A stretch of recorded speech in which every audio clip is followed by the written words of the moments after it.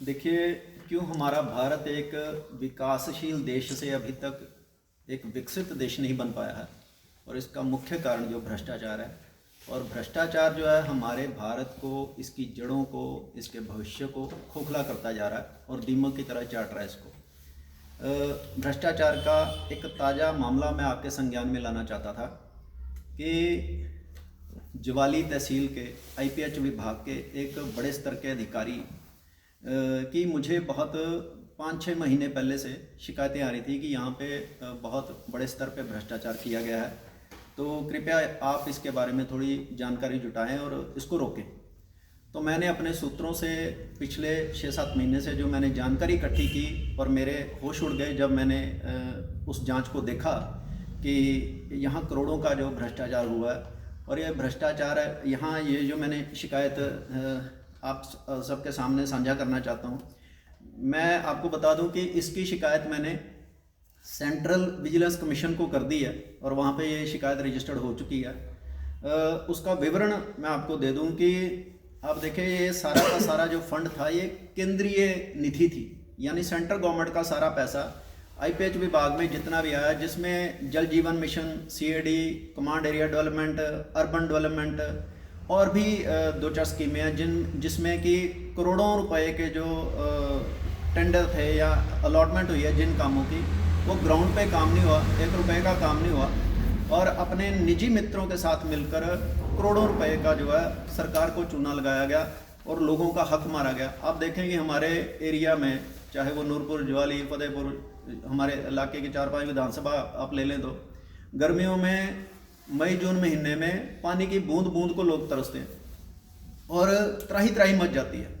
और जब केंद्र का ये एक ड्रीम प्रोजेक्ट आदरणीय प्रधानमंत्री जी का कि जल जीवन मिशन और घर घर नल, और उसका करोड़ों अरबों की खरबों की ये योजना है, और जब इस तरह के भ्रष्ट अधिकारी आके इस पैसे को, जनता के पैसे को हड़प जाते हैं, तो हमें बहुत दुख होता है। और ये इसी के लिए हमने इसकी जांच जो है वो सीबीसी से मांगी है। इसका मैं आपको मुख्य वो दूं तो यहाँ आप देखें कि जनवरी फरवरी 2023 से 2024 तक जो काम अलॉट हुए हैं उनमें से 25 से 30% जो काम थे वो टोटली फ्रॉड है। उसका ज़मीन पे एक पैसा नहीं लगा। उसमें सीएडी के फंड हैं, यानी कमांड एरिया डेवलपमेंट, जिसमें जो है कि सिंचाई योजनाएं, जो नदी नालों से कूलें बनाई जाती हैं, खेतों तक नालियां बनाई जाती हैं, उसका पैसा था। अर्बन डेवलपमेंट का पैसा था। अब देखें कि जो जल जीवन मिशन के तहत जो इसके प्रचार प्रसार के लिए गैंट्री बोर्ड लगने थे, वो करीब करीब 70-80 लाख रुपए के बोर्ड जो जमीन पे नहीं है, उनको कागजों में पास करके जो अपने निजी मित्रों को फायदा पहुंचाया गया।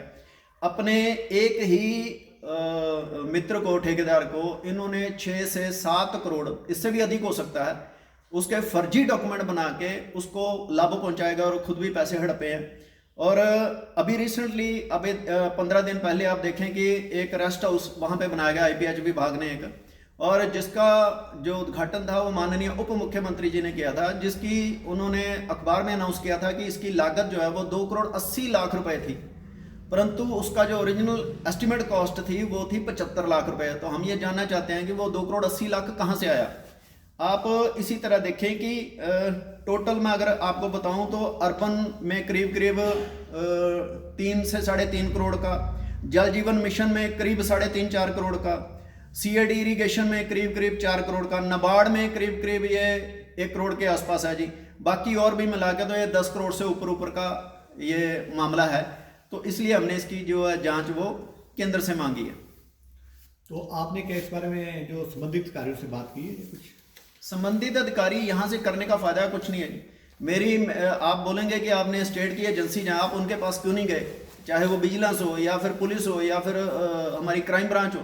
तो उसका मैं ये है कि मेरे पहले भी विजिलेंस में बड़े मामले हैं, 3-4 और 2-2, 2.5 साल हो गए, उनका कुछ संतोषजनक कार्रवाई आगे नहीं बढ़ पाई है। तो इसलिए वो सरकार के प्रभाव में रहती है। और जब भी आप किसी बड़े अधिकारी को कोई जांच के लिए बोलते हैं, उसकी शिकायत करते हैं, तो जो हमारी जो राज्य सरकारें होती हैं वो उनके हमेशा पक्ष में आती हैं। और जब आप छोटे अधिकारी को, जेई को या पटवारी को जब आप देते हैं 500 रुपये में पकड़ेगा, तो आप देखें आए दिन उनको जलील होना पड़ता है 500 रुपये के लिए, 1000 के लिए, 2000 के लिए। पर जब बड़े अधिकारी या करोड़ों की जो वो हुआ, जहाँ पे घपला हुआ, तो इसकी जांच हम चाहते हैं कि जांच एजेंसियां करें। हमारा ये मानना है कि ये जो करोड़ों का जो भ्रष्टाचार है, इसकी जांच एक निष्पक्ष जांच होनी चाहिए ताकि दूध का दूध और पानी का पानी हो सके। और एक बात मैं इसमें और बता दूं कि ये एक अधिकारी ही नहीं, इसी तरह के 3 से 4 अधिकारियों का और भी मैं डाटा कलेक्ट कर रहा हूं, और जैसे जैसे ये डाटा कलेक्ट होता जाएगा इसकी शिकायत जो है वो केंद्र सरकार को जाती जाएगी और सीबीसी को दोबारा होगी।